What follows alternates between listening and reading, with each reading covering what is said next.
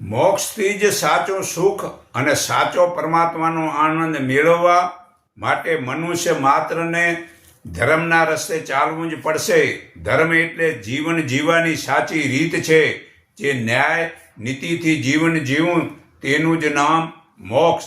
ન્યાય નીતિથી ચાલવા માટે દરેક મનુષ્ય પોતાના જ્ઞાન પ્રગટ કરવું પડશે અને અજ્ઞાનને છોડવું પડશે. તો ઈચ્છાને છોડવી પડશે. અજ્ઞાનનો જન્મ કામ, ક્રોધ અને લોભથી જ થાય છે અને ક્રોધ તે લોભનો પણ બાપ છે.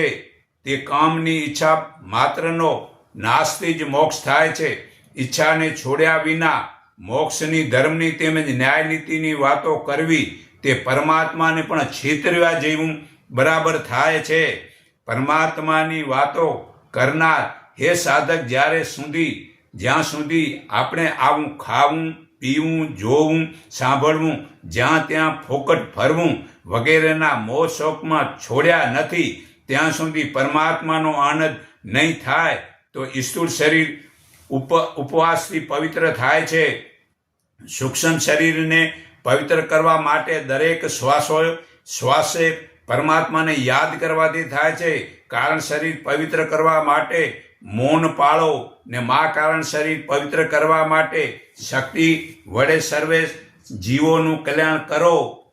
મા કારણ શરીરને પવિત્ર કરવા માટે સમય, શક્તિ, ઉપવાસ, વાણી, વિચાર અને વર્તન સારું કરો.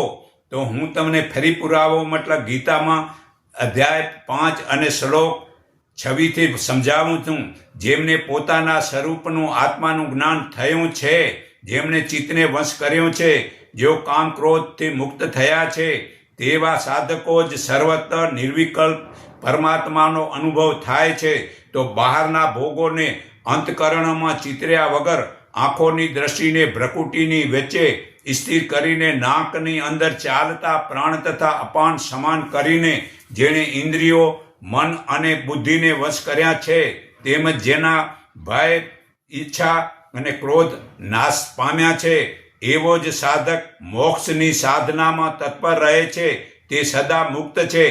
તે પરમાત્માને યજ્ઞો તથા તપના ભોગતા તરીકે ને સર્વલોકના પરમેશ્વર તરીકે અને સર્વ પ્રાણીના સ્વાર્થરહિત મિત્ર તરીકે જાણીને શાંતિ પામે છે.